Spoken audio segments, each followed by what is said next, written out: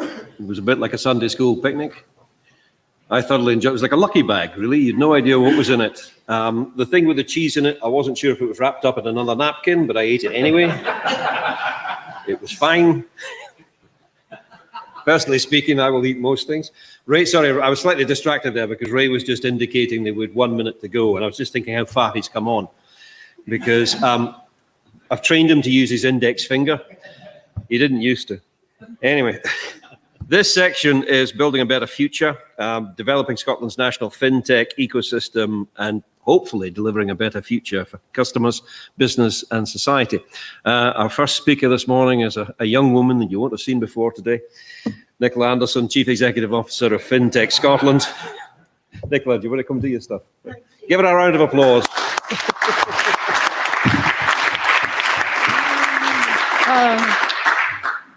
Thank you very much, Mark. Good afternoon, everyone. It's an absolute pleasure to be here, and what a fantastic morning we've had so far. I'm absolutely buzzing with all the energy, the conversations and the chat that we've had already. It's an absolute pleasure to be back out in person, meeting people, chatting face to face as opposed to over Zoom, as I'm sure many of you are feeling as well. I'm absolutely delighted to talk about the Fintech Scotland cluster. Since joining the team in 2018, it's been one of my favourite topics, and I'm privileged every day to work with innovators, partners, leaders, all who are striving and thriving to build our growing cluster. So I'm going to spend a few minutes just talking about our cluster generally and some of those brilliant fintech businesses within it, and thinking about ahead to the future and what we're aspiring and hoping to do. We stand behind the key cornerstones of community, collaboration, innovation, and inclusion as we continue to build on these cluster foundations. And these have been recognised, actually, and we're really privileged to have had them recognised both locally here at home in the Mark Logan Review and in the Khalifa Review that looked at UK-wide fintech. So we can be proud of what we've achieved so far. And we're really proud today to be celebrating our successes and determined to use those cornerstones as well as our strong heritage in financial services, tech, and innovation as we think about the future of our cluster development. At the heart of the cluster is the community, a community of fintech entrepreneurs, some that you see here in front of you, some in the audience. Over 181, I think Ms. Forbes said this morning, fintech enterprises, improving financial lives and shaping the future of how people and businesses engage with money. They're asking us to change the way we engage with financial services, and they're asking us to think differently about it. They have their eyes firmly on the horizon, looking forward to advance better financial outcomes for you and for me, for our society, and playing a really highly valuable role in our developing digital economy. And the pandemic has seen these businesses rise to the challenge. The lending crowd, and I know you've heard from Stuart already today, but the team there are asking us to think outside the bank. That platform connects those interested in lending to businesses, and its connected SMEs and tech capability has helped to ensure businesses had vital access to funds, including government support during lockdown.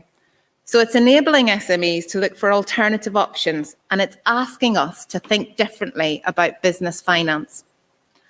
Another fintech that I'll mention in our community is asking us to think differently about how we engage and how people engage with money. Invest, another fintech, asks people to maximise income before debt. So leaning into some of these challenges that we're seeing as we think about vulnerability in our society. And its tech capability can help determine if an individual is entitled to social security benefits, which actually, from its users, it's helping people who are allowed to benefit from more than £1,000 annually, really substantial sums.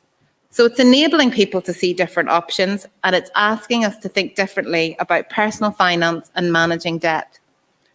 Others that you see today are asking us to think differently about how we save, how we invest for the future, how we connect our financial behaviours to the net zero agenda, how we give to good causes, and how we pay for goods and services as we embrace the developing digital economy. So I feel really proud, actually, to be involved with that community. These leaders are true innovators.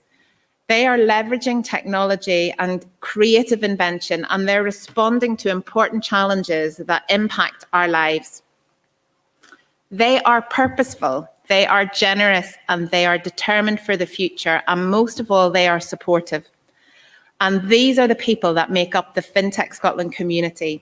It benefits from their contribution, and the collection of experiences that they openly share benefits all.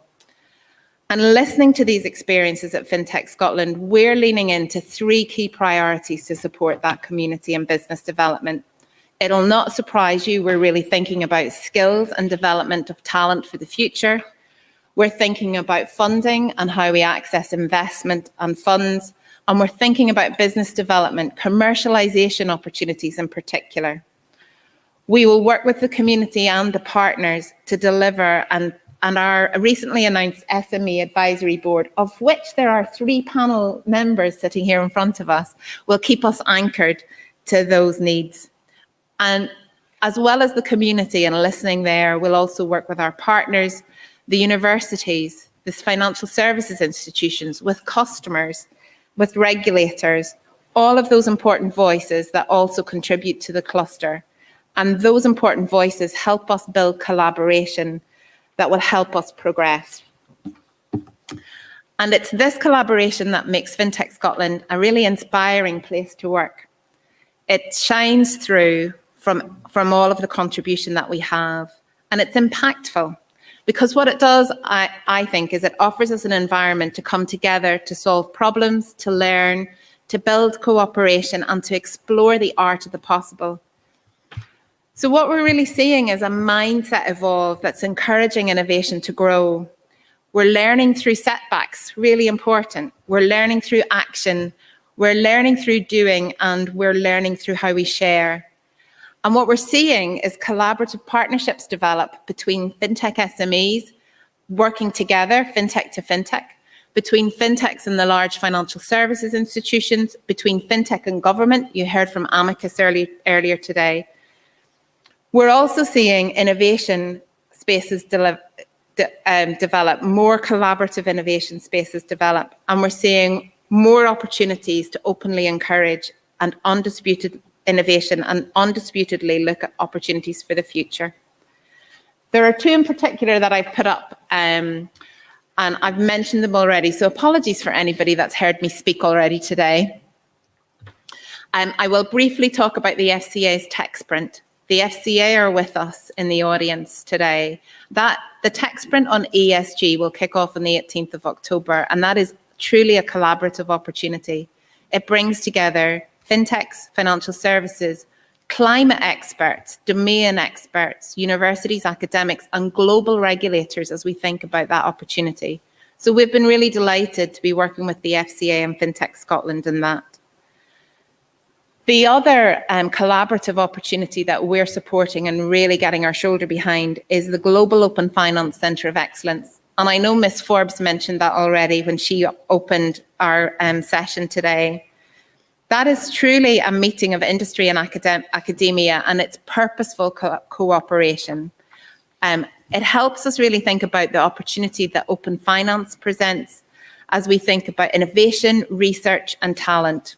And open finance is a truly unique opportunity, I think, for us in Scotland. Our ambition is to open finance for good, collaborating through research and issues impacting society and economy, and using these insights to create innovation opportunities that will help build the solutions for the future. GovCo will support our Fintech Scotland cluster development, and we're delighted to do so. We're looking forward to more innovation in that space because it's innovation that's our fundamental cornerstone. The application of new technologies and data in financial services is transforming financial transactions, and I'm saying that here to an audience who already knows that for sure. But we continue to be inspired day after day with the researched ideas that are practically applied and resulting in the services that will support the future digital economy and future financial needs. I'm really lucky, I'm really privileged. I get to see on a frequent basis the work of Scotland's research and academic community and how those inquiring minds connect possibilities, excite our future talent, and support entrepreneurial development. It's really interesting, it's exciting, and it's hugely motivating. I mean, who can't get motivated by the connection between space tech and fintech? And that connection to the climate agenda and how we solve those solutions for the net zero agenda? Or who can't get excited by the connection between health tech and fintech, particularly as we think about an aging population? The opportunities are endless. And so one of the things that we are doing at the moment is we are working on a long-term fintech research and innovation roadmap. We're asking what should the future of fintech look like? And that's allowing us to implement one of the recommendations as well from the Khalifa Review. We want it to help us grow. We want it to help us grow the fintech opportunity in Scotland. And we want it to help us consider the actions that will allow us to accelerate and stimulate more fintech innovation. 2 comments from the input and all of this that I've had so far that have really struck with me is that it will not be boring, and we need to teach the future. And that just excites and inspires me.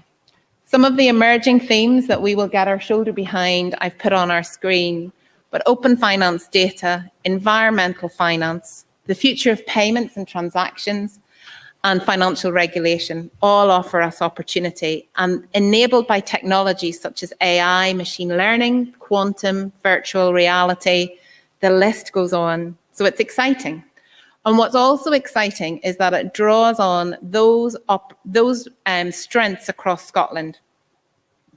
So seeing regional contribution as we really think about the innovation and the future of fintech here, drawing in many stakeholders, and the contribution into our roadmap so far has been through other clusters, other universities, the fintechs, the financial services industry, but also the consumer groups and the citizens who will use this in the future. So it's strengthening our inclusion as we grow. And beyond Scotland, we hope really that it affirms our intention for an internationally ambitious fintech cluster. It reinforces our ambition to be global, and we welcome local and international contribution as we continue to grow our research and innovation through fintech. We'll publish our R&I roadmap later this year, and we'll look forward to working with friends locally in Scotland, across the UK and internationally as we think about that. And we really benefit from those connections. Our work with the Fintech National Network, our work with European colleagues, it really helps us think outside and lift our head. And that will be firmly part of our agenda as we continue. Our connections across Europe are also key as we support the fintech community in their plans for international development. The travel restrictions during the pandemic opened virtual connections and introductions to potentially new markets. We were making virtual visits to India, to Hong Kong, to China, Australia, America, and right across Europe throughout the pandemic. And traveling turned into Zooming, as I'm sure many of you experienced as well. And it's been quite effective, I think, because we were all in that same Zoom or Teams boat. So international engagement, whether it's that virtual connection or whether it's more in person, where we've benefited from today, will remain firmly a priority for us. And we're really looking forward to working with Scottish Development International and DIT as we think about that. So we're really focused, I hope, and I'd be really keen to hear from you as we think about that. We're really focused on developing and progressing and developing cluster excellence, working collaboratively with partners to achieve it, and seeing Scotland included as a world leader for fintech innovation really inspires us. Inclusion is our driving cornerstone. It provides the impetus to build, support, and empower our community, grow collaboration, and foster innovation. It's an absolute joy and a privilege to work with you in the growing Scotland FinTech cluster. And I'm really looking forward to the next 4 weeks as we celebrate more of that. And more importantly, to the opportunities in the year ahead. Thank you. Thanks very much. Thank you very much.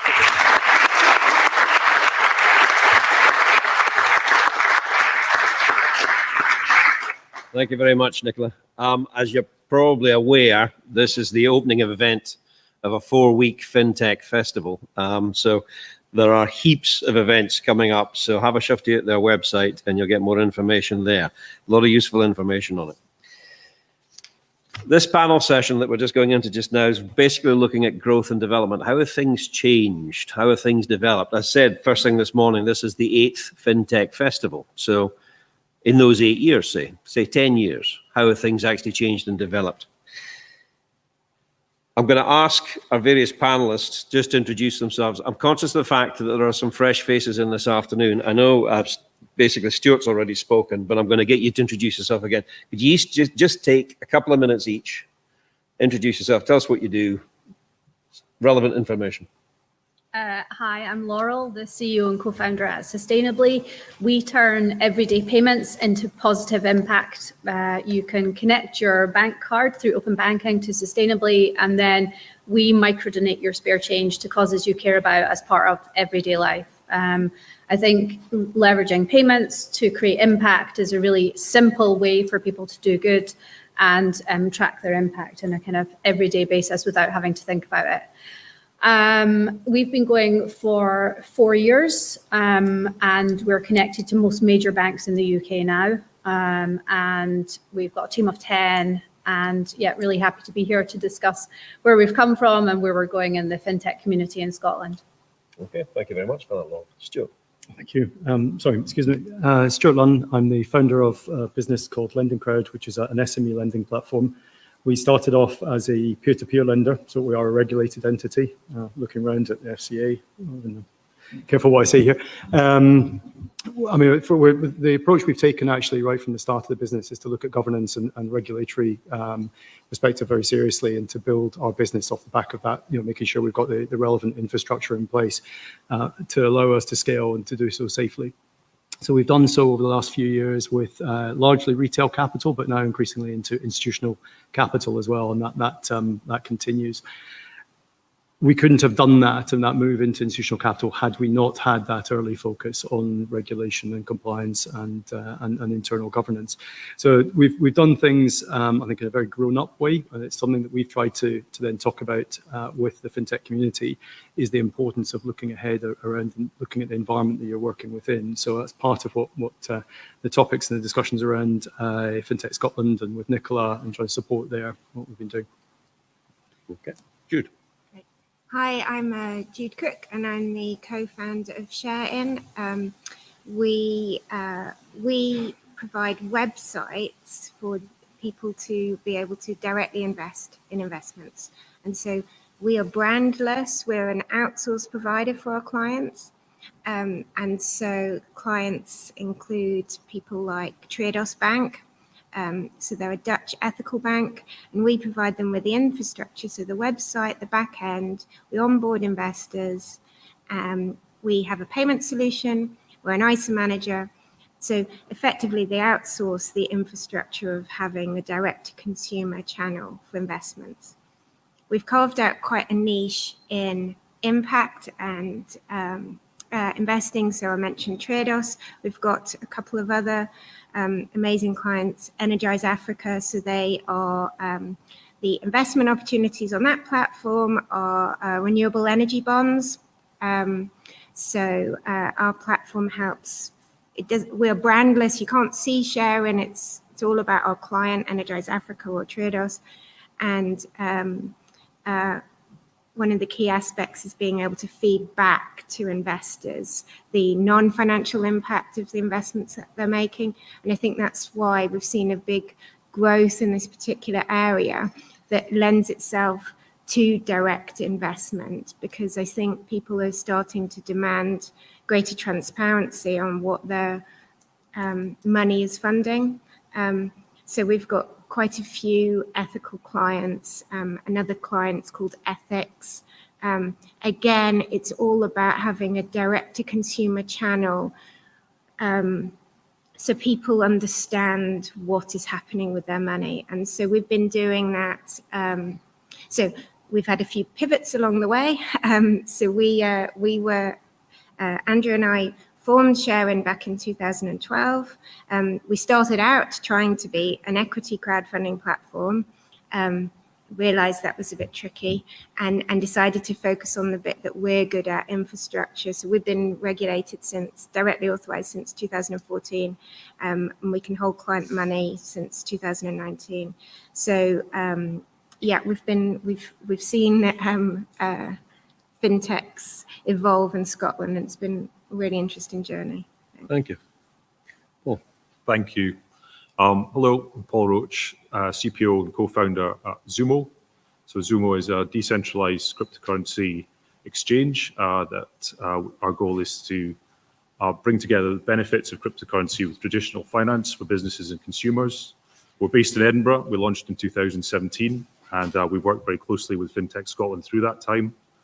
And from a regulatory point of view, we've also worked very closely with the FCA, and our goal is to become regulated as an EMI and under 5MLD. Okay. Thank you very much for those introductions. I will obviously give you a chance to ask questions on the floor if you want to, but I mean, the first question I want to put, and we'll just basically go back down the line again, is, say, 10 years, 8 years, 8 years that the fintech has actually been working. What's changed? How has it developed? Is this to me?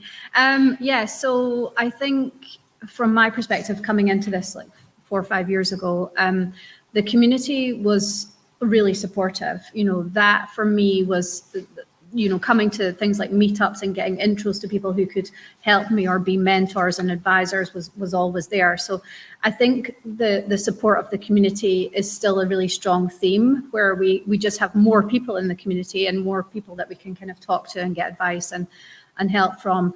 I think, you know, things that maybe, you know, haven't changed as much as kind of still the access to capital. I think we still need to resolve some of those issues. And I think aside from the fact that we have more commercial partners that are supporting Fintech Scotland as a whole, we probably need to get, you know, better ways at working with those bigger partners still. So I think there's still lots of improvements that we can make, but I think the work that Fintech Scotland are doing to kind of help and assist the community to get there faster is kind of, from my perspective, it's there, we're in place, we're trying to make the movements towards getting to a place where we can really compete on a global scale. Okay. Lots of nodding in the middle of that, Stuart. Well, I was actually just thinking, I'm going to pick up on something Nicola said about it not being boring. Well, I've got 5 pages of notes here. I'm going to test that. So, fortunately, my CMO, who's in the audience, actually very kindly put together some information for us, just in terms of just thinking about what we've been involved in and what we've seen over the years. And actually, Laurel, Jude, and I are involved in a work stream for Fintech Scotland as part of the SME Advisory Board to look at funding. And there are 3 work streams going on. And that I think the reason I bring it up is because it demonstrates the change that's taking place in terms of that body. And at first, it was a figurehead coalescing around Fintech Scotland, the map to start with 3 years ago or 4 years ago, to actually pinpoint which companies were involved. And it's grown so much more from that, from trying to bring everybody together and understand and collect information, into now, how can we proactively support the community? How can we support each other? And that work stream, actually, over the last few weeks, we've been working on it together. I think has had, we had a meeting on it yesterday, actually, with Fintech Scotland. I think really good results from that. And we'll start to have actions coming through over the next 12 months across those 3 different work streams that are all designed to be simple to get going, to be relevant to the SMEs themselves, the fintechs, and to be effective in terms of what are we actually trying to achieve as those objectives and support. And that's where I think some of us that have been around a little bit longer, there are maybe a little bit more cynical, have had the pivots, have had the, we're doing that as well, you know, have had all these different challenges we can actually feed back into that ecosystem. So the funding bit is important, but the knowledge and breaking down information asymmetry is crucial. And that's the phase that I think we're now really getting into, and there'll be really interesting results from that, hopefully over the next 12 months. I may be being a bit thick here, but why, Jude? Why is it important to support each other? Why would you support competitors within the fintech community? Yeah, I'm not sure there are that many competitors with each other, actually. Can I ask you to move your mic slightly closer towards you? Please? Yeah. Just pull it Sorry. right in. That's it. Yeah, I'm not even sure there are that many competitors. I mean, maybe people once thought that we were competitors, but I don't think we thought we were competitors. And I'd love cornering Stuart and having a good old whinge about which particular bank was being unhelpful with their client money account, or what. Is it particularly just difficult really to raise money for fintech enterprises? Or is this just a general common whinge? Oh, that particular one wasn't actually to do with funding. That was just actually that was Just to do banks. with, that was just a really unhelpful bank. No. So I don't see lots of. I don't think competition is a risk. I think there's only actually collaboration is good. Coming back to what I've seen over the time, I was going to say my experience of how things have changed with Share. So Sharein raised some money back in 2015, start of 2015, and SIB matched it. And at the time, we really couldn't say we're a fintech. It was not okay to talk about fintech because fintech or your financial services, it was Scottish Enterprise were nervous as hell about financial services, and just the world has changed by in that period, that it's not you don't have to play down the fact you're a fintech. I think Scottish Enterprise and the Scottish Government have actually now become supportive of that. So, I mean, that's a massive gulf of change. I mean, I don't know if you had that ever, but at the start, it was, if you finance, Scottish Enterprise can't support you. That been your experience, Paul? Well, I work in crypto, so that's my experience. You're already beyond the pale. That's it. I mean, so if we're asking what's changed, actually, I'm probably not best placed to say that because I didn't work in finance or fintech before I started this business. So I've had a bit of a crash course in payments and banking in the ecosystem. So I guess if I speak to what's changed since we started, I think the community's grown and I think it is supportive. I would definitely back that up. I think that, an example of that would be we work with Modular here. We were part of the Wire blockchain, which is part of the university piece. We also have investment from SIB. So I think all of those things, as the fintech community grows in Scotland and businesses start to grow out of that, they do become collaborative and supportive, and that can be on a direct services basis or growing the overall community. I think when we started with Fintech Scotland, there was maybe 10 businesses in there, something like that. I have no idea how many there are now, but it's a lot more than that. And I've generally found that being part of Fintech Scotland and part of the community has helped to identify partnerships, to talk about issues, and also to kind of push the whole that kind of sector forward. Is it possible to benchmark how well Scotland's doing internationally? You know, we were talking about the Scottish community and things, and certainly there were some very positive things said this morning by the Cabinet Secretary, which was very nice. But how do we compare to other countries? Does anybody know? It depends on what comparison you're making. Are you talking about investment, exits, or profit building growth? I think if you define it, because one of the things they always say about UK businesses is the goal is the exit, and we've seen that with the unicorns that have come out of Scotland. That's been an exit is seen as the defining event. So I think on that basis, you could say we're at least holding our own, but I think there's different metrics you can measure business success on. I really don't know which we're ahead or behind on.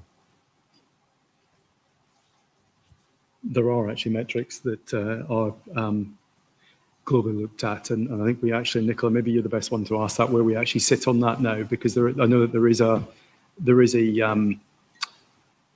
ranking of the fintech communities globally and the investment, etc. Have you You able to say Yeah, where we'll, we currently we'll, sit on we'll that? get a microphone to Nicola just now. Seeing as how you've landed her in it. Yeah, I'm sorry. Well, she landed me in it this morning. Well, fair so there we enough. go. Yeah, good for Oh, you're going to hold it. Okay, I'm not to touch the microphone. That's a good thing. He's Ross. very shy. Just, Stuart, you're absolutely right. So we're in that top 50 as we think about those global opportunities. What I will say is that we are the only cluster in the UK and in Europe at the moment to be accredited with European Cluster Excellence Analysis, and that's a really useful benchmark, where the cluster. The Secretariat of Cluster Analysis and Cluster Excellence has come in and looked at our cluster here in Scotland and given us some feedback and some opportunities to make changes and to grow. And we're the only fintech cluster in the UK, certainly, and my understanding is across Europe at the moment, that has that accreditation. So, Mark, in answer to your question, we're certainly not resting on our laurels, and there's certainly work to do. And we have DIT, for example, in the room today, and some of those great relationships with Scottish Development International and others. But we certainly have made our mark. okay. Right, well, thank you for that. Can I just pick up on Sure. the point that's part of the importance of that then, is that it starts to build a life in amongst what we're doing, and it brings other stakeholders, it increases the interest of other stakeholders, whether that be funders, whether that be partners or potential clients. And so bringing that, the life to it and giving that the, I suppose the PR aspect to it, the knowledge around what we're doing and who all exists here is really, really important. But it's going to take quite a few years from here to be able to really start to then see that coming through. What's the fun part of this, Laurel? I mean, if you're starting up a company, you're coming up with an idea, you're trying to develop it, etc.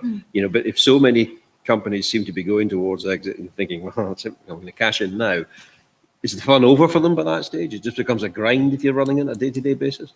Well, I'm not at the exit stage. You're not that age yet. Stage yet. Yeah, I think the thing is when you're creating a new product and you see a really big opportunity and you have a real passion behind it, there is a lot of ups and downs. There's a lot of kind of days which, you're like, but then there's also the good things as well. Like you are actually making an impact. You're kind of doing something good. You're taking a risk, you're challenging yourself, you're challenging the status quo and things. So I think when you get, start getting customers and validating and kind of moving forward, there's lots and lots of great things that you're doing. And yeah, it's kind of, that's what drives you forward. I think once you get to that stage where, later on in the day when you're looking at an exit, you have different challenges, you have different kind of... Where's David Ferguson when you need him? He's the guy you need to exactly, be asking this question to. yeah. We're all like... Yeah, what it's like to have an exit, yeah. So I think it's just a different stage in the game, but, we're all investment backed. We have a set target that we have to get exits for our investors at some point. So that is kind of ultimately the goal. There has to be some sort of exit event at the end. So, but it doesn't mean the end. It just means it's an exit for you, and to get some shareholder value back. So, Okay. Any questions from the floor to the panelists? Okay, I thought I'd give an opportunity. If nothing else, it's no great problem. Where can we improve? What one thing would actually help? Paul, for a start. So I think if I go back to funding, because obviously funding is how you start a business in most cases, I think that Scotland is very good at seed level and very good at ideation through to MVP. So if I've got an idea and it's reasonable, I can run that idea past some people who will validate it and I can test it. And if they think it's reasonable, I might get some money together.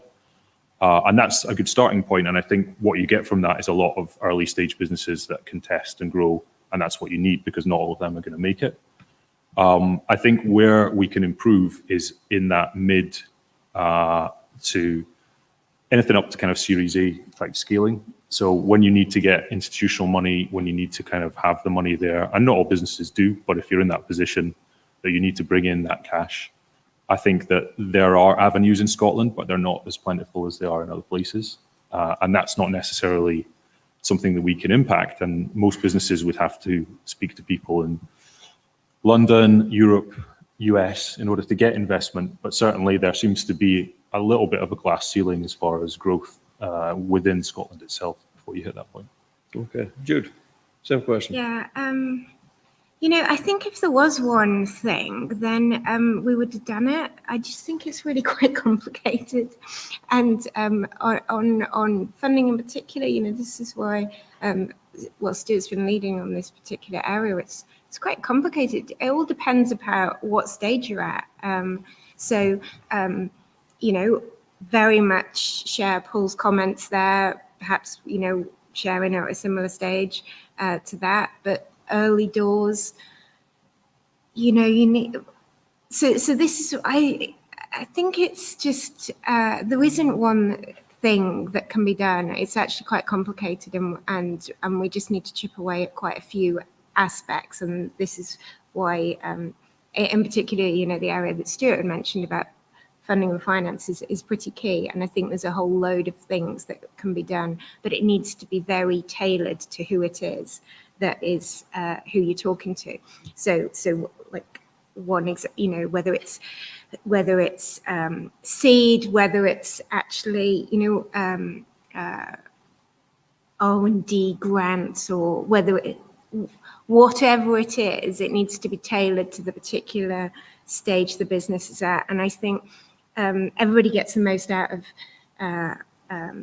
sessions, webinars, whatever it is, if it's actually really very applicable to the fintech and the 181 companies. Of course, they're all at massively different stages, and some of them are very tech thin, and some of them are very thin tech. And where you are in that massively impacts what can actually help them. So a long way of saying, I don't know.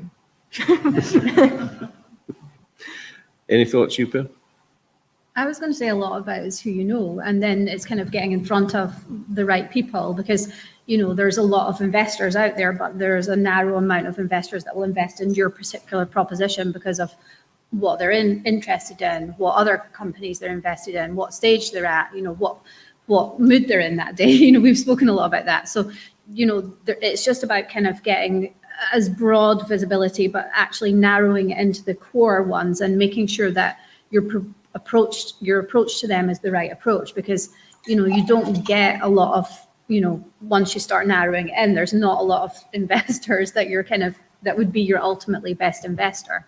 So I think it's being aware of that and all the education that surrounds that. But the intros is the hardest bit, because it depends. It just depends on so many different factors, and that investor is considering at that time. So I think making those investor introductions, if there was a simpler way to get more connections into Europe, London, US, make ourselves more visible, more attractive, making sure that we've nailed down every single thing that this investor really cares about, and there may be objections or concerns. It's all addressed before you get the approach to them, so you have all the answers, that there can't be any objections, and they just want to invest in you is the ideal plan. So doing that education piece beforehand, so the companies that are in this fintech cluster are aware of all these things, sets them in a better position for raising that funding when there is so many challenges out there in terms of identifying those investors.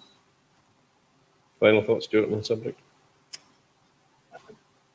Depth of capital markets up here is not what it is down south, and that's just a fundamental point that we all have to live with. And as a result of that, businesses tend to be drip fed, and there's a large number of businesses up here that could be doing with much larger amounts of capital coming in, and a different attitude towards valuations or dilution or whatever, and just getting on with it, giving the business the ability to grow. And that's, I think, something that has been holding us back. We need to do something about. So this piece about education, but also the awareness as to these things, actually enabling business leaders to understand, again, that information asymmetry I talked about earlier, is breaking that down. So at least they're walking into these kind of conversations and they are better armed. They understand what's coming next or what the hurdles might be. So that's a lot about what we're trying to do out of this particular work stream. But it's the same in the some of the other work streams that we've got going at the moment as a group, and that's around skills, for example. You know, there's a bigger challenge. It's not just fintechs. It's a broader issue. Diversity and inclusion, all these different aspects of it within our types of companies. So there are big picture things that we're not going to solve, but we're doing our bit to try and help chip away at it, as Jude mentioned.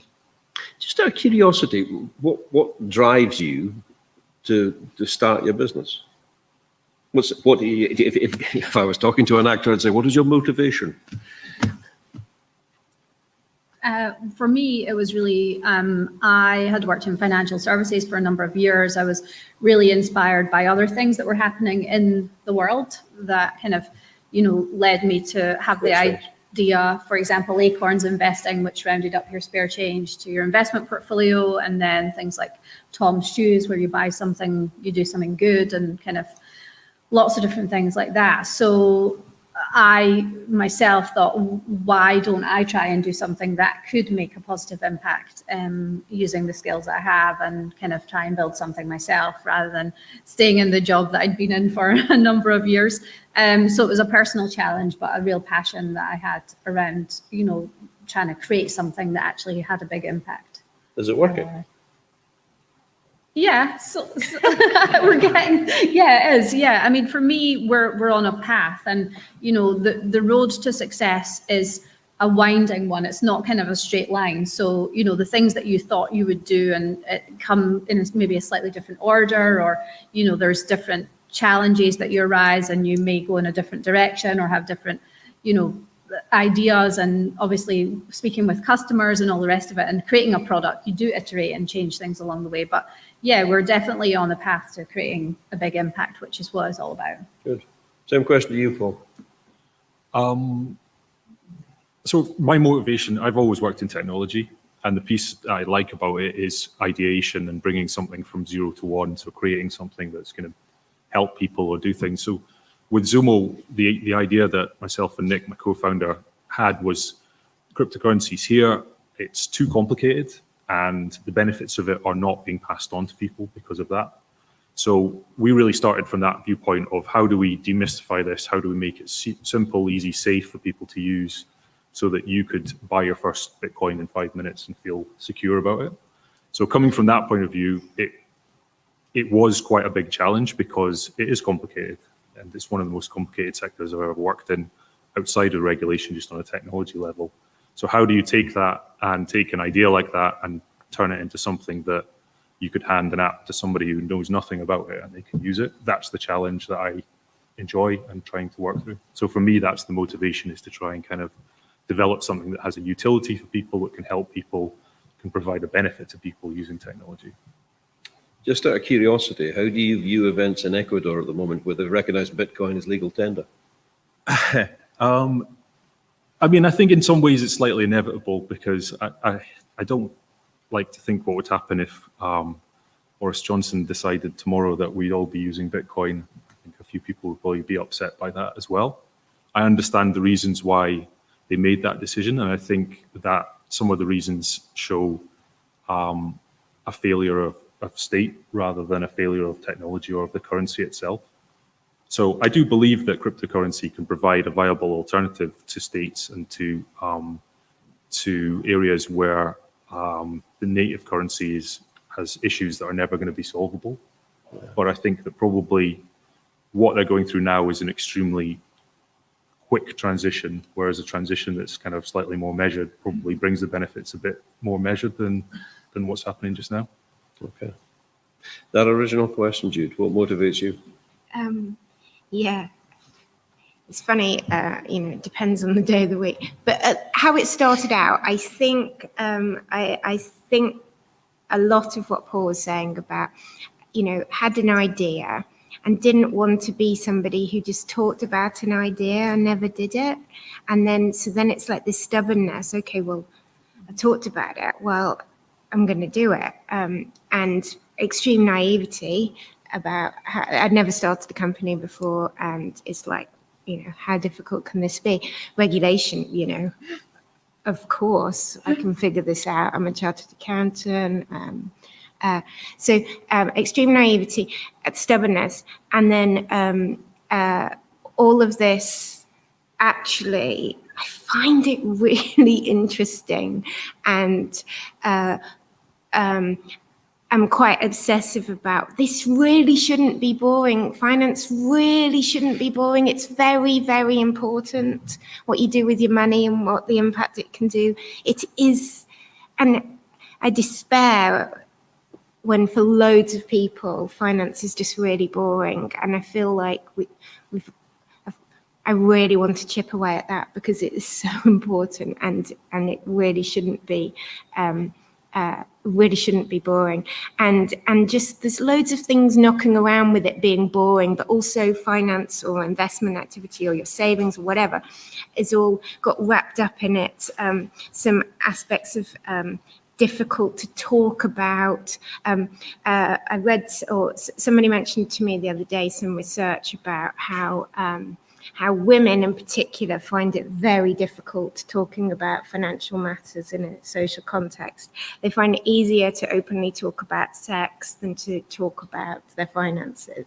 And it's just like, however, the hook into this is if it's to do with what your money's actually doing, that's okay. If you're going to do something good with your money, and create the world you want to live in, then people can talk about it. And I really like that angle, because it's so important for everybody's future that, there's just been a massive shift in responsibility as to who's going to sort us all out in our retirement. The onus has all been put on individuals to sort out their own finances, and it's not okay to be boring, and it has to be interesting and engaging for everybody. So yeah, that's what's driving me, getting me out of bed in the morning at the moment. We've talked a lot today about the fact that people want to know where their money's going, what you can actually invest in. Have any of you actually found yourself in a situation whereby you've been looking for investment in the company and someone has been sitting there with a pot of money and you suddenly thought, no, not you, I'm not happy with you? Yeah, definitely. Yeah, I think people always say that when you take investment as like a marriage, you're going to be with this person for a long time. So you actually have to have aligned vision, mission. Like you have to be able to agree on the things that you need to agree. And if there's certain things that you don't like about that type of investor, or that investor rather, then you really shouldn't take the money. And is that a personal decision, just because you don't like the person, or you don't like the way they raised their money in the first place? I think it's the sort of, it's a lot of things. It's kind of potentially the attitude, the type of business, like what they are, kind of how they behave. That says a lot about their business itself. So yeah, and that's why you have to do your due diligence on investors as much as they do their due diligence on you. Ask them how, ask other people they've invested in when it's gone well, when it's gone not so well, kind of how did they behave. And if you don't like what you hear, then steer clear. And there's a lot of stories that I've heard about certain investors that you kind of then do not kind of you don't want to get involved in that type of the business, that type of business relationship. Yeah. Okay. And I asked everyone else this question as well, asking it of you as well, Stuart. I mean, what was your motivation for setting up Lending Crowd? Motivation. I used to joke actually that it was because I was unemployable, but then as we got authorised by the FCA, that became less of a something I could really say. Under SMCR, I'm absolutely fine.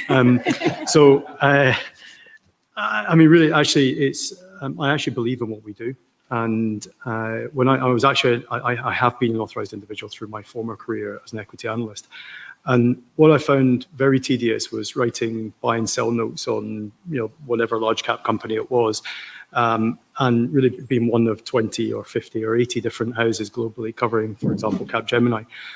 What was I doing? What good was I doing for anybody? And I actually moved down into the small cap world, and I got far more involved as you could at the time, in terms of as an analyst being involved in transactions, both primary and secondary fundraisings. And the reason for that and my interest in it was felt that you're actually doing something of good for that company. So when you were raising money, I did the tech sector. it was so that they could launch a product, they could hire people, they could expand their business on the whole, so growth capital. And that was, I thought, very fulfilling, but also then had a purpose to it that I could get behind. And we actually do exactly the same thing. It's a different type of capital, so we deal with debt, different type of investor, and it's obviously clear that it's a different parameters behind it, but essentially we're marrying up supply and demand for capital for those that have it and want to deploy it, for those that require it to grow. And that, to me, is ultimately at the heart of it. And we built a business that, right from the start, have aimed to be the best at what we do. We're not the biggest, but we're very good at what we do, and we continue with that in mind. And I think the whole business has got behind that purpose. I'm old enough to remember when disruption was a bad thing. And then people started talking about disruption as opportunity. Great. We're living in a period of enormous disruption at the moment, and enormous economic uncertainty. Looking ahead, and keep this quite brief if you wouldn't mind, I mean, are you reasonably optimistic, positive? Do you see opportunity? What is it, Paul? I am optimistic because, again, I think in our sector, we've come through a lot, as everyone has in the last 2 years. But one thing that has been shown, and you used El Salvador as an example, so I'll use that as well, is that legitimization of alternative forms of finance and management of money is coming, and it's arriving here now. So if you think about, if we take 2008 as a starting point for Bitcoin, we're at the very, very, very beginning of a journey that could fundamentally change a lot of people's lives and has done already. Yeah. So for me, I am optimistic because I think that the technology is getting better, it's becoming regulated, which is important to give trust in the businesses that work within it. And it does provide an opportunity for people to change the way that they interact with their finances. Okay. Jude? Yeah, I'm totally optimistic for the future. In particular, this year, we've seen just an enormous growth in the impact investing space, and it is trickling through to everyday people. ESG isn't just a preserve of financial institutions; it's actually getting to the heart of what everybody, what a large proportion of the population are starting to really get behind. So I'm enormously optimistic for that. Yeah. Okay. And yourself? Oh, me, sorry. What am I excited about? I just want to get on with it now. I get out of all of this that's been going on. I think there's a lot of really exciting stuff going on locally, a lot of businesses positioning themselves well into next year. We're working on a few deals at the moment that would be transformational if we can get them over the line. Just a bit of patience to get there and just sort of keep going and keep as we always do, keep fighting. And next year is a new sunny year, hopefully, that we'll get stuck in and get back out and do more of these sorts of things and be amongst it. Excellent. Laurel? Yeah, and I think, technology as a force for good is a massive thing. And, people, consumers, everyday people are looking for solutions to the problems that we have. And similarly, businesses are looking for ways to become more purposeful. Businesses with purpose lead on every business metric. So kind of embedding that into the core of their organizations is going to be really key going forward. So I think we should all be really optimistic that there is a huge opportunity out there to do stuff which actually does have a massive impact and a good impact on society and the world at large. Yeah, good to hear. Thank you very much. Can I ask you to thank our 4 panelists one more time, please? Thank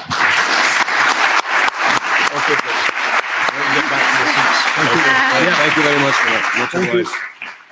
Right, we're going to swap panels here. This is slightly different in that this next section was going to be chaired by Nina Mahanti, that you saw this morning, or some of you saw this morning. Nina Mahanti's mum-in-law took a bit of a fall this morning, and they've had to take her off to hospital. She's fine, but they've had to take her off to hospital. So I'm going to chair this instead. So can I ask to come up to the table Andrew Duncan, Dinah Matembe, Nick Cousins, and Nick Bobb, please. That's fine. Get off. Get off.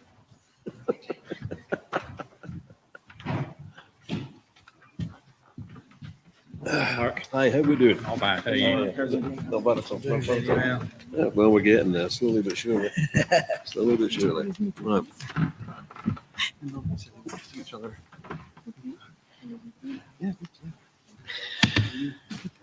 Right, new panel, slightly different topic matter. This is about building back better. Now, that's a phrase I've heard. It's probably one of those phrases that's more honoured in the breach than the observance, because an awful lot of people talk about building back better and not going back to the same ways we were doing things before and blah, blah, blah, blah, blah. But, you know, ultimately there's a large conservatism with a small c in most organisations. And the instinct is to try and head back to what was comfortable before. Whether we can resist that remains to be seen. I'm going to ask people just to go down the line, introduce yourself, tell me who you are, what you do, 2-3 minutes each. Okay. That's absolutely fine. So my name's Nick Bob. I've been in financial services.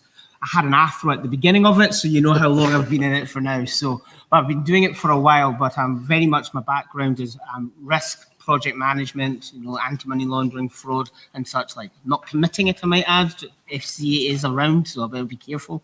But very much what I'm really here today is about the diversity and inclusion. So I'm doing mentoring. I've also been working on a program where in different organisations work together. So the Scottish Financial Enterprise does a Unified Schools program where we're trying to help young adults across the breadth of Scotland to get into this industry and realise that it is, you know, more than just doing maths and such like. So very much what we're trying to show through that is that our industry, the financial services, which do have competitors, can actually work together. So I'm very fortunate I'm here representing HSBC, but I do work with Virgin Money, I work with JP Morgan and many of our peer groups to work together so that we can go out to schools, our young adults, and let them know that this industry is open, ready for business, and we're wanting to get the best talent that we can, regardless of what your background is, and we're here to try and help them get into our industry. So that's a little bit about me. Okay, thank you very much for that. I'm going to be speaking to the organisers,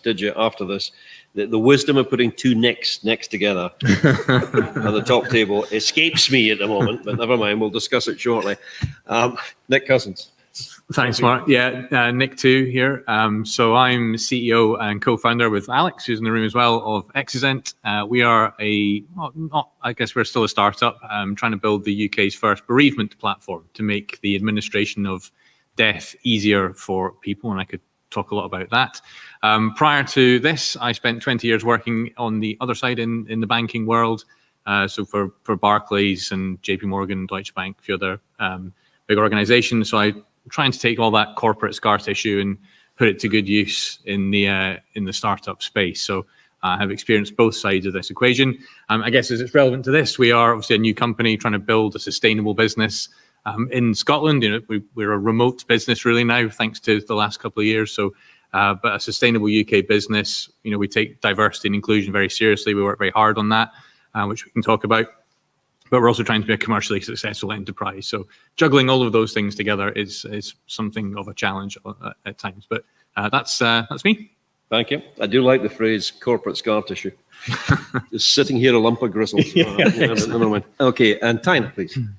Hi, I'm Tina Matembe. So I'm the founder and CEO of Moneymatics, which gives vulnerable and migrant communities resilient skills to help them to be able to mainly alleviate the poverty premium and also help to teach their children financial resilience skills for the future. So that's what we do. Okay, thank you. And Andrew. Hi there, everyone. My name is Andrew Duncan, and I founded a business called SOAR about 4 years ago. We build banking platforms specifically targeted to the community banking and credit union movement. That basically means that we're trying to put mobile apps into the hands of people that would normally access a credit union or a community bank via a mobile app.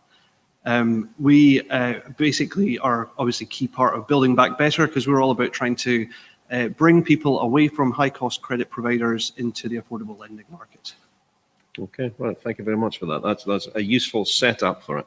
We were talking earlier about ESG, so let's take the first of those component parts. How can the sector help to support environmental ambitions? How do you do that? Who wants to take that first? More than happy to have a go at that one. But very much, I think it's how we invest and so what we're using that money to do. So the very key thing is that with this technology, there's lots of opportunities that need a solution. And technology is one of those great things. I heard other speakers talking about that collaboration effort. Environmental issues are going to be more difficult to solve as an individual company or even an individual in yourself. So the key element will be actually to use that collaborative spirit to try and deal with some of these bigger problems. Somebody mentioned earlier that possibly the next great financial, not crisis, scandal might be the fact that all these companies that are claiming to be green, or the investments are green, etc., may not be green. Who actually overviews that at the moment? Well, I guess we all, as shareholders, pension holders, we have a responsibility to ask those questions. Oh, but I wouldn't have a clue. They could be telling me anything. That's true. So, I mean, I think we talked about it a lot in the previous panel, that push for transparency is absolutely critical. You know, there are companies out there now trying to drive more transparency into what we all invest in. It's about having the right checks and balances in place. You know, you need regulation, you need regimes, you need standards that can be applied to make sure that everyone's hitting the same levels. Because I think it is easy to greenwash things and put clever marketing over stuff that actually, when you scratch beneath the surface, maybe isn't as for good as you would hope it to be. But we do all have a responsibility to challenge some of the things that our pension companies are investing in. You know, you have a right to vote, you have a right to speak, you have a right to go and ask those questions. It's not easy to do, but we all still have to do that. Yeah. I think if we look at the consumer angle, there's a play to be had by financial firms being able to offer consumers access to finance that would help finance green initiatives for themselves. So, you know, buying an electric car or solar panels for your house or whatever, they're quite expensive investments. Most people won't necessarily have cash up front to be able to invest in that type of thing. And I think us as fintechs can provide financial institutions and lenders with tools and mechanisms to enable them to offer propositions that would help consumers access green technologies and make their lives more green, therefore having a positive impact on society. I'm already beginning, I mean, I'm not an expert on this down by any manner of means, but I'm already beginning to see adverts on telly and what have you saying, you know, we are a green, zero carbon company. I think, listen, if you're walking out the front door, you cannot possibly be a zero carbon company. You know, it's how do you actually, there are lots of claims being made at the moment, but how do you get them to stack up? So I think for me, the biggest thing in this space is I always take an education first approach. We have to educate ourselves and educate consumers about what it means to be sustainable and what green means. And that gives them an opportunity to ask the right questions, to put the right measurements in place. Another key thing is the transparency piece. How we measure what success looks like is very important. The more transparent we are and the more educated we are, the better decisions we can each make towards it. So as the fintech sector, one of the key things we should be doing with everything is educating the consumers first. That makes them make better decisions immediately, but also allows them to ask the right questions when they need to be asked. And in turn, that makes everybody else more accountable. So I think that's a key thing. Okay. I would also add to that is that financial literacy has to be more part of just everything that we do, especially from schools right through. So, and allowing them to have that curiosity. I think one of the panelists said, you know, when you talk about finance, it's boring. You know, we've got to make it just seem like a normal conversation that you can just ask these questions and start to teach our children, especially, that actually understanding what sustainability actually means so they can ask those questions. So to your point, as they get older, they don't see it as something unusual to ask. When they're going to spend their money, they know that part of that isn't just what they're getting in return, but how that was actually made in the first place. Is it a perception problem here? I mean, by that I mean that, you know, if somebody had said to me when I was 16, 17 years old, you know, you need to learn how to, you know, get your money to work for you and to invest responsibly and blah, blah, blah, I would look to them as if they were mad because I had no money at the time. So you say that to kids and they go, yeah, fine, you know, my pocket money is really going to change the planet. How do you get them engaged when they're not literally invested in the subject? I can respond to that because that's literally my bread and butter. The key thing, and the reason why I even set up Moneymatic was the blatant lack of financial conversations. It was ridiculous. I mean, I grew up in Uganda where, first of all, I was born in an entrepreneurial family where we were literally had a board meeting every morning. So I grew up. See, a family board meeting. Because we run a business, so we were always asking questions. And when I came here and people didn't talk about money and it was not part of your day-to-day, that was so shocking for me. And as our children got older, here I was coming from Uganda, which had a very cash-based type of lifestyle, to a place where credit was the be it and end all. And I was like, whoa, then conversations need to be happening here, and nothing is happening. The key thing is to have exciting conversations about these things and giving practical experiences. If we're having these conversations in the household, even chores can be an education point. Even telling a child that when you do chores, you're learning work for the future can help. Telling them what soap you're buying, why you're buying an eco-friendly type of bath soap can be educative. But if we don't have conversations, which is very rare and becomes rarer and rarer, nobody's getting educated. The key thing is to have key conversations that spark that interest. And then you realize that you're each making a difference. So when my kids are at school, they're asking the teachers about the type of paper they're sourcing, because they know that, oh, we spoke about paper last night. And if they know that what they're asking is making sense and, adding value, then they start taking part and taking interest. And it's the same with money and every question. It's interesting. I remember the days when Kid Pester Power used to refer to toys at Christmas time. And nowadays it is green issues. I mean, the conscience just sticks out of them like a third head. Any thoughts on that, Andrew? Well, yeah, buying toys is a real problem if you're buying a lot of plastic, I suppose. Yeah. But yeah, I mean, fundamentally, the financial education in schools is a real problem at the moment. And that's why a lot of kids come through school, have very little financial literacy, and then they'll be marketed a bank account by one of the major banks around about 16, 17, take that bank account out, and then they'll bank with that bank for evermore, not really realizing that they can change bank. Yeah, they go to Inverurie, to the branch, and then that's them. They're stuck with RBS forever. And there's possibly like lots of other choice for them and better relationships that they could have with their financial institution. But I think fundamentally it's just down to the lack of education that's happening in schools. Much like, we've been talking a bit about how fintech, well, in the last panel anyway, there was a bit of discussion around funding for fintech. I happen to be on that same advisory panel, but my focus is on skills and development. And what we're really interested in trying to encourage is that, teachers and parents will have discussions with children at an early age to encourage them into computing science and science-related subjects, so that then the overall issue or pandemic that we have in our industry of lack of technologists can start to ease over the years. Because just now there's obviously a major shortage of lorry drivers, but just after lorry drivers right now is programmers. There are not enough of them going around to enable us to deliver the solutions that we want to deliver.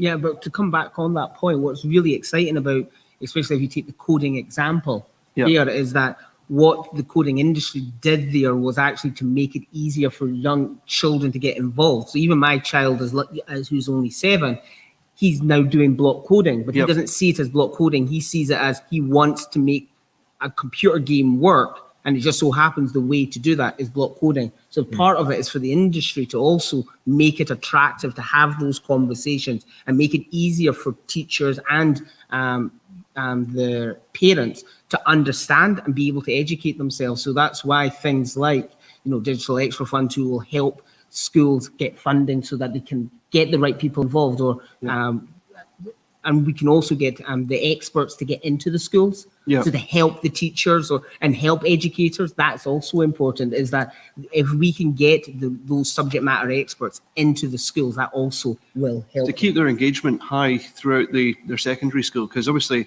you go into secondary school, you start learning hires and you've got to get grades to get to university and so on, but you want to make sure that the engagement is kept at that level, so that then when they do get to the point where they're going into further education or into a job, that they're perhaps going to target a technology-related career. What's your impression, Nick, too? Do you think that the teachers within the schools actually know what they don't know? They know, would they know which expert they needed to come forward to actually say, look, inspire these kids on this area? I would imagine the good teachers probably do. Yeah, the ones who are plugged in. It is a challenge, right? There's so much to get your head around as a teacher with social media channels, all the things you have, which changes every day. I wrestle with it on a daily basis with my children, the ups and downs of social media, which provides them with a lot more insight into the world than I think we think they have. So I think there's probably a shock coming for a lot of financial firms and other organizations that assume ignorance in that generation, and then when they get to adulthood, when they move beyond the pocket money stage, they're actually going to be much more demanding of product providers and service providers. But keeping abreast of digital trends, keeping abreast of career choices in the future is extraordinarily challenging. We need to be putting as much effort and support into helping the teachers who are with our kids every day, making sure that they're having those good conversations, bringing people to the fore, and trying to wrestle with some of these things we've been trying to talk about today around sustainable career paths, diversity in the workplace, good financial management, good career prospects. All of those things are essential for us to do that Build Back Better agenda, but it takes patience and a long time to do it. It's not a tomorrow switch. You've got to invest in it. Yeah. Just out of curiosity, any questions or comments from the floor? Just double checking, that's all. It's my job. Right, okay. Again, probably come to you, Tina. What I've got written down here is how do we make financial services and products more inclusive and accessible? But I think there are probably built up assumptions within the financial industry as to who might be interested in those services. Is that true? Well, the first thing I wanted to mention was that the pandemic has given us a lot of opportunity to involve the family units to become part of the whole ecosystem. We have opportunities now. We've seen parents having to get involved in the children's schooling and all that, and that's a very key opportunity that can help us to tackle inclusion as a whole. And we need a lot of diversity. We need people who are making decisions to look different, to fit very many different bills, so that inclusion is part of the agenda. Once we manage to do that and we democratize the whole process of creating consumer products, we are on a win, because that means we're planning for very many different types of people and types of faces. I think the key challenge has been a very set type of a typically set type of person solving for what they think is the problem and never going into the grassroots to understand what the actual problems at the ground is. But the pandemic has given us a chance now and a lot of technology and a lot of ways for us to engage with the consumer to involve them in creating inclusive products. Surely that is hugely common, where organizations say, we know what you need, have this, without actually sitting and talking to people and getting the information back. It was one of my biggest frustrations through my life working in banking was that building products because they make good financial sense for the bank, right? And that has to change, and it's beginning to change. One of my big frustrations, I think the other thing was, most of the time, the people that need help in most countries, certainly in the UK, are the people with the least amount of money. My view is that banking, financial services, fintech has to evolve from being a product-led environment to being relationship and service-led. So to get people out of positions of financial difficulty requires them to be sat with people, talk them through, give them help. And that type of help has often been only available to people, I heard this all the time, unless you have £250,000 to invest, you're not going to get access to an advisor. And I think that's the bit that we've got fundamentally wrong, is help and advice really should be available to everybody. And it's our job as fintechs, it's our job as a financial sector to increase access to that help, right? And that's where the technology can play a part, but it can't be the silver bullet, right? That blend of human and technology together, it has to be the thing we strive for, but that's the only way I could see to get, start to close some of those inclusion gaps. Well, I would also add to that is that you need to have those inclusive voices there. So when you're trying to design a product, 100%. You need to actually have those individuals who might benefit from that or who have walked a mile in those shoes, so that they can make sure that those products actually meet the market that they're trying to aim. So that famous thing that an organization should reflect the community they're trying to serve. The more that happens, the better. But it's also the other part about that is that organizations starting to mentor their next leaders and saying, actually, this is how the company is going to be looking going forward. So back to your point about how they work together so that they can make products more inclusive is going to be very important, but they just have to reflect the community they're trying to serve. And when you say reflect the community you're trying to serve, you know, I could say, well, I came from that background, but I came from that background 20 years ago, 30 years ago. It's maybe not, it's historically interesting, but it's maybe not relevant now. How would you involve people who are, you know, right at the sharp edge right now in absolute financial need and get them involved in that kind of decision making? Mentoring, first and foremost. So if you're talking about the children of these individuals who might be suffering from that, it's back to that earlier point about literacy and financial literacy. Let's try to help educate the next generation so that they may or may not make the same financial mistakes that their parents are potentially making. But it's also on the other side of that is also to understand that if we can start to mentor or engage with them at an earlier point, which almost everyone on the panel has already said, is that if you do that, it allows them to understand. But to your point about walking a mile in my shoes, but 20 years ago might not be as relevant.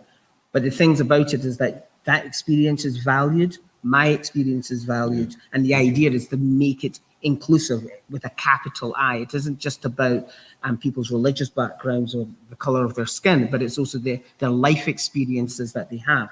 That's when you start to really build great products, which ultimately are profitable because individuals will want to use them, but also are beneficial to the users in the end. That's actually a point I wanted to come on to, Andrew, that, you know, if a scheme is of socio-economic benefit, does it necessarily need to be bad for the balance sheet? Or could it be good for the balance sheet? Could it be more profitable than an alternative? I think ultimately you want it to be good for the balance sheet so that you can then invest more into the next scheme. So I would definitely push for, you know, we're a tech for good company, but we're a for-profit business. There's been a bit of chat today about B Corps and other angles that you could take with being able to sort of prove your credentials as an organization. But yeah, I think that's very much the case. And I was going to say on the previous point, there's a really great network of credit unions in the country that all have a common bond that might be a local community, you know, a certain postcode region or a certain employer or employer type or something like that. And they have amazing access into some of the most financially vulnerable people in the country. And quite often they're having face-to-face or, you know, close interactions with those people. So getting insight into the type of support that's needed in the community can be actually quite straightforward if you just know where to look. It is right in front of you if you want it. I think something I wanted to add to that as well was it's understanding what inclusion means or inclusiveness means for every person. I always ask when someone comes and asks me this question, I'm like, what does inclusiveness mean to you? We have to have a benchmark of what that means, and then you can dig into why those issues are happening.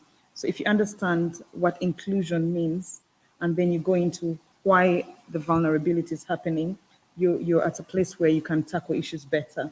So there's a very, very key, again, back to the education point, an education from the financial service sector in itself, a benchmark of what inclusivity means, and then understanding the core issues.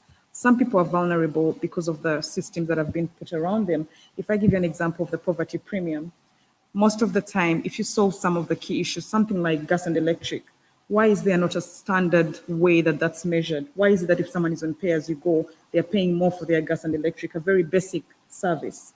Why are we not asking those questions? And anyway, if we're asking them what's happening to that, if we start answering those questions, even the people who are vulnerable, we start moving them on the dial. They're not as vulnerable anymore. They're able to have a more economically viable conversation, and everyone is an equal participant in the issue.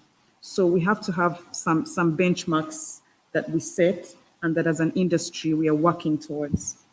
It's interesting. Just as you started speaking about that, I was thinking I could envisage a set of circumstances whereby companies were trying to do the level best, you know, and they're coming up, they're trying to be as inclusive as possible, they're trying to be sustainable, they're trying to invest wisely, blah, blah, blah, and they're working almost directly opposed to governmental policy. You know, surely it's why you get these friction points. You know, it's how you break that deadlock. So, you know, it's quite interesting that you say that the friction point, it comes back to that earlier point, is actually defining why it is a friction point between, be it an industry, be it the tech companies. What is that definition? Why is there a friction point? And then from there is to start to articulate, what is the actions that we can do within the industry as individuals that can work to break down those barriers. So it's back to that key word you said earlier there about defining it. What is your definition? And then moving from there. I would contend that very few people want to do bad. Most of us like to think that what we're doing good in some shape or form. Maybe not as much as we should be, but we're heading in roughly the right direction. How do you communicate that to everybody out there who's not directly involved in fintech, who's not directly involved with your specific fields? How would you communicate it to me? I mean, I can only speak for us. We do it through the communication of our purpose. Why are we here? When Alex and I founded Exizent, it was all around a core purpose that we hang on to all the time, and that drives us forward, and it's why we're here. It's in the expression of the values of your company and being really open and honest about what those things are and making them clear to people. And it's also about actually, I guess, following through on your promises, right? Delivering the things you say you're there to do. And that's always a challenge because things get thrown at you all the time in that journey. But as a new business or any business trying to do good, you really have to back up your words with deeds and actions and show people what you're actually there to do, right? It's an interesting point, this, because I would contend all the really good companies have very, very strong values. Those values are not necessarily dictated on an intellectual basis so much as an emotional one sometimes, that you start off thinking, this feels right, that feels wrong. Would you agree? I would, yeah. I'm more excited about getting out of bed to go to work today than I've ever been because I am fully aligned with the values of the company. That's why Alex and I and the team get out and go and try and bash our way through all the challenges of starting a new business and growing a new business, because you can always fall back on the thing that feels to you like you're doing the right thing. And I reflect back on my 20 years in banking wasn't all bad, but there was that Tuesday afternoon. Many points in that you don't get out of bed thinking what good am I doing here, because you're such a big machine. But actually that's for me, it has to feel right to you and to all the people that come to work for you. I think we said earlier it was 181 fintech companies in Scotland at the moment. For people who are thinking of setting up the 182nd or the 282nd or whatever it was, what advice would you give them? They're all looking at each other now. I would just, starting a business is the most exciting and thrilling thing to do in your whole career, but it's also the most daunting and challenging thing. Don't expect to start a company and for it to be plain sailing from day one. It will basically make you cry, I think, every day of the week, every month of the year, every year that you have it for, forever it seems.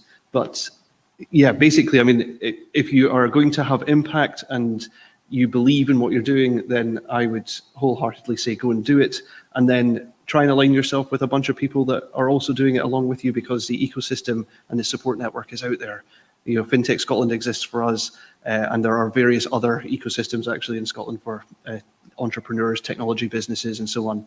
And we all come together, we talk at events, we talk online, and the support's there for each other. So I would say align yourself with that, and that will help you get the knowledge that you need in order to get to the next level. Tyler, anything to contribute? I would say one of the key things is understanding why you're doing something, why you start something, so that for sure things are going to change along the way. But the vision has to remain very, very core. The next thing is your network is your net worth. That's a very important thing. But also understanding what you need when you need it and being able to ask for it, and being able to give back as well. So having that balance of what you're able to give and giving that, and understanding how to find what you need and asking for it. Nick too. I would echo much of that. There's a temptation when you're building something to become quite insular, look inside, you'll get very focused on the product build, and the key thing is to make sure you're always talking to your customers or the people you're trying to serve, right? Because they will tell you things you weren't expecting to hear all the time, and that's a good thing. So avoid that sort of temptation to get so into your idea that you can't listen to what the market or customers are telling you. That's really key. Surrounding yourself with great people who have different perspectives is really good, right? There's not much point having a bunch of people who all think exactly the same, because you'll channel off in one direction. So having a group of people that can challenge you and your thinking is key. One of my favorite books I've read over the many books I've read since I started this journey is a book called The Messy Middle. And there's loads of books about starting your company, and there's loads of books about exiting your company. It's this journey in the middle, which is actually the really hard bit. And it starts with a really simple graph. It just does this, right, the whole time, the highs and lows. And once you accept that that's going to happen, I think you're onto probably a much, I wouldn't say easy journey, but a more emotionally stable journey once you know that's going to happen to you. So there's some of the key things. But I think you're right. The network here is great. The environment we're creating around Fintech Scotland is really awesome. It's got to extend out to other people. Go and find other networks elsewhere. But find people that you can partner with and help you on the journey. It's hopefully a slightly easier path to success. Yeah. Finally, Nick, one. So I'm on the opposite side of this, because obviously I am working for one of those big organisations like HSBC. So yeah, but you lost all your hair. Yeah, but that was mostly because of marriage. I'll be honest. All right, yeah. fine, okay. But in all seriousness, I think that for me, what the key element is that actually in big business we have lots of skills there. And I've been very fortunate, and I've mentoring individuals, and I've mentored people who have started up a business. And even though me, myself, haven't started a business, I have sat in an industry where I've been working there for 20 years, seeing the highs and the lows, what works, what doesn't work, how to get investments, or what you need to do, how to negotiate this business acumen that some very good people who might have the technical skills to make their product alive, but don't know how to get into a room and get that finance or get that investment. And that's where actually getting mentors. And the thing is, a lot of things are out there, but sometimes, to your point, the network doesn't know it exists. But there is many of us who have, within big companies, are allowed to do volunteer days. That doesn't always mean going out and helping others. We can help others or help other companies, because like your company with bereavement, okay, having suffered that myself, having had to go through that process, and it was a difficult process, having a company like yours would be great. Now, there will be people in this room or people in big organizations who can give that experience and skill set that can then help your company grow and thus allow you to do your impact better. Yeah. Can I add one more thing? Yeah, sure. Just because I'm thinking about it now quite a lot. So the other thing I would do is try and find a customer and sell it to them before you start building your thing. And I know that sometimes you can't do that. You might be doing something so novel that it's got to be stealth and you just can't get that initial sale. But if you can get some sort of validation and proof that what you're just about to spend the next 6 to 12 months on isn't going to just completely waste your life, then that will make a big difference to your overall well-being and probably your business as well. So that's probably what I should have said in the first answer, and then reminded you, yes, it's also completely painful and everything, but yeah. So there is an upside then. Yeah. Angela's right. Getting stuff out early into the hands of people who are going to use it will probably tear it apart. You'll probably spend a few days crying. Yeah. But actually knowing these things early is absolutely critical. Even if you're nowhere near finished, getting stuff out there, get some feedback. I'd say that's probably one of the more valuable lessons we've learned. It's interesting. I've never really thought, but again, the difference between small startup companies and big companies like yours, at the moment, that, that old Jimmy Stewart film, Harvey, where you can see a 6-foot rabbit and nobody else can, and there's a lovely line at the end of it when he says, I've tried smart and I've tried kind, and all in all, I prefer kind. All businesses seem to be heading towards kind, and that's got to be a good thing. Yes, definitely. Excellent. Listen, I'm going to round it up there. We're going to finish slightly earlier than expected. But you have a question. How many times have I sat here asking you the question and you said no? Right, come on. Following on from the discussion about doing good, altruism, and with the increasing problem related to gambling, particularly now it's gone online, Is there any way that Fintech can help with this massive problem? It's an interesting question, isn't it? Because it is, it's an area in which people get into serious financial difficulty. And I don't know whether there is anybody developing something like that at the moment. So I can't speak for the development, but it comes back to that thing. And it seems like a consistent message which we're hearing about. But some of that is learning about the education of what you're doing. So as much of us are seeing it as gambling, it can also be seen as entertainment. So thus, it's the let that blurring of lines and letting people understand through an education, through us having those conversations, so that we now feel like if gambling is something that is being they're playing and there's a level of enjoyment, but also problems with it, it is actually having that education and that literacy, financial literacy, for them to enable them to know how to manage those situations. But it's very much going to come back to that. Very difficult thing to do is educating our next generation for the world that they're moving into. Yeah. Microphone's coming behind you again. Hang on. I wouldn't say give them an electric shock when they're online, but obviously if something came up similar to smoking kills, which obviously has no effect at all, but is there some way that they're, and maybe there is already, that people are kind of stopped from going way beyond the pale before it's too late, that the technology actually stops them. But the problem is that of course the people, Betfred and so on, want them to bet. Yeah. So I mean, this is a long-standing I think it's a very big social problem that we're all going to have to deal with. There's a couple of things, though, that can be done. So one, when you're credit scoring someone for credit for a loan or a credit card or whatever, if you use open banking, you can generally work out what transactions are associated or attributed to gambling through a sort of classification service that you would be purchasing as part of your open banking solution that you might be using. So you can generally work out, okay, so this person's income is 1,000 a month, their outgoings are 1,000 plus, but X% of that is being spent on gambling. And then that can be used by the financial organization to then either have a conversation or help them make the decision on whether or not they're going to, how they're going to assess that person for credit worthiness. But it could result in them having a conversation with that person or referring them for additional support if that's what they need. So that's one potential way that it could be handled. For anyone that was here this morning, at the very first session, we heard about how RBS have data analytics capability now that's basically sifting all the current accounts by the looks of it, and they're able to tell whether or not you're on a bad energy tariff. That was one of the examples that was brought up.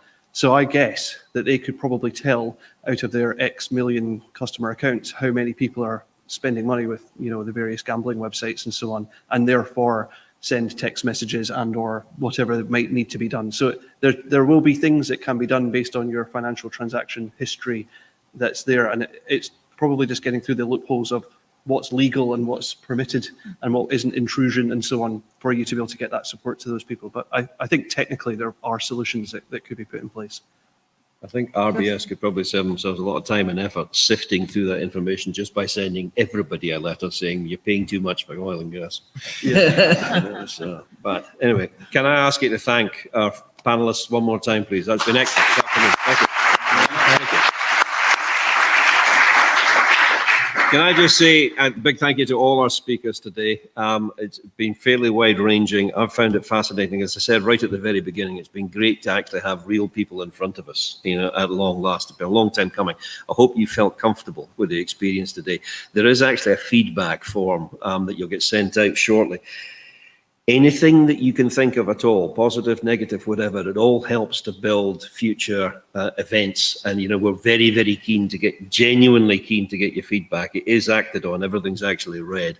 Thank you to all our conference partners, exhibitors and sponsors. If you forgive me, I'm just going to briefly read through these: TCS, FCA, IGEL, Quest, Heriot Watt, Modular, Secopan, Capco, Fourth Point, Burners Paul, Checkpoint, and DEC. As I said, these are free to attend events and only because we can get the sponsorship. For virtual delegates, the exhibition area will remain